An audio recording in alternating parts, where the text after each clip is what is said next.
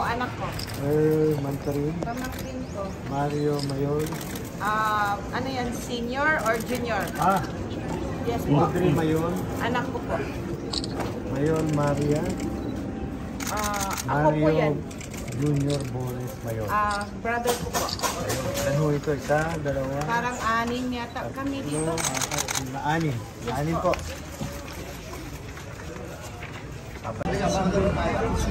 Ito ba yung number 1 mo? Pa-receive nyo na lang kay Kuya. Sir, pa-receive na lang po kami, sir. Para expedient na i-distribute ko na lang po yung receive na lang ni sir.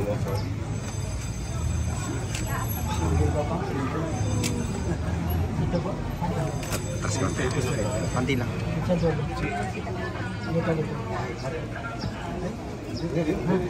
Yan po sa bakante.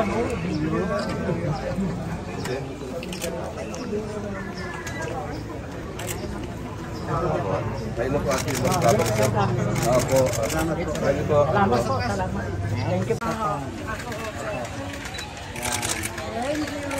Baka ako matulungan. Thank you, sir. Salamat po. Okay na, sir? Opo.